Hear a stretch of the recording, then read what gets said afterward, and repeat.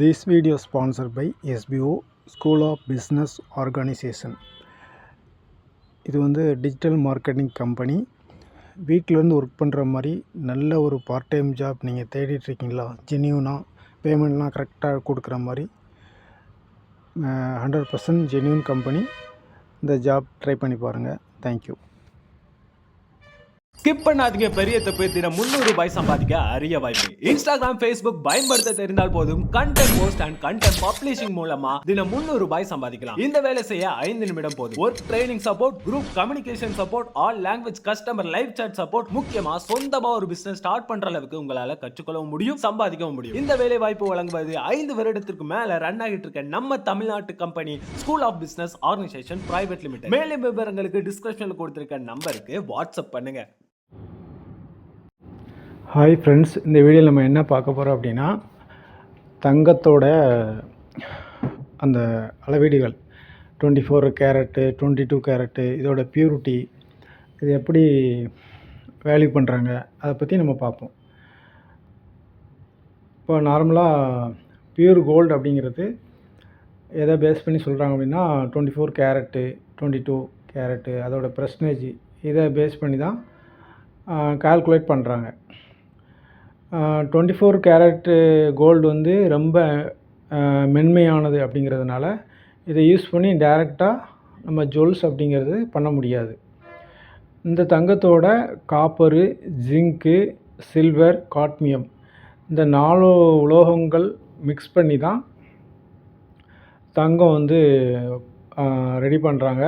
அப்படி பண்ணால் தான் உங்களுக்கு லைஃப் லாங் உழைக்கக்கூடிய ஒரு ஜுவல்ஸாக அதை மாற்றுறாங்க. ஓகேவா? இந்த காப்பரு, ஜிங்கு, சில்வர், காட்மியம் இந்த 4ஓட அளவு எந்த அளவுக்கு அதிகமாக இருக்கோ தங்கத்தில், அதை பேஸ் பண்ணி தான் 24 கேரட்டு 18 கேரட்டு 24 கேரட்டு இப்படின்லாம் சொல்கிறாங்க. ஓகேவா?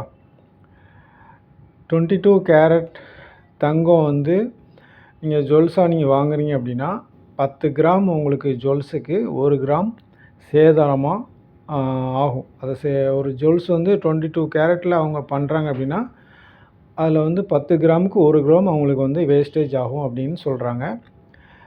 அதாவது நீங்கள் வந்து ஒரு செயின் நீங்கள் வந்து 10 கிராம் செய்கிறதுக்கு 1 கிராம் வேஸ்டேஜ் ஆகும். ஆனால் நீங்கள் வந்து பில் பே பண்ணுறது 10 கிராமுக்கு தான் நம்ம பே பண்ணி ஆகணும். ஓகேவா? இதுதான் நார்மலாக உள்ளது. இதே மாதிரி நீங்கள் ஹால்மார்க் நகையாக மாற்றும் போதும் கூட 24 கேரட் நகையாக நீங்கள் மாற்றும் போது 1 கிராம் உங்களுக்கு கம்மியாகும். அவங்க நகை அந்த செய்யும்போது அந்த உலோகங்கள்லாம் எவாபரேட் ஆகி போயிடும். அதில் தான் வேஸ்டேஜ் அப்படிங்கிறது ஆகும். தங்க பிஸ்கட் வந்து ஜுவல்ஸை விட ரொம்ப கம்மியான வெயிட்டே தான் இருக்கும்.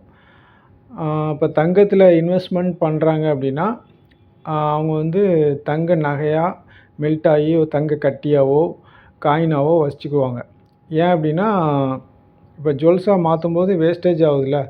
இப்போ காயின்னு அந்த அந்த தங்க கட்டி இதற்கெல்லாம் வந்து அந்த செய்கூலி சேதாரம் அதெல்லாம் ஆகாது. அப்படிங்கிறதுனால இன்வெஸ்ட்மெண்ட் பேஸில் பார்க்கும்போது காயின், தங்க கட்டி இதுதான் பெஸ்ட்டு. சரிங்களா?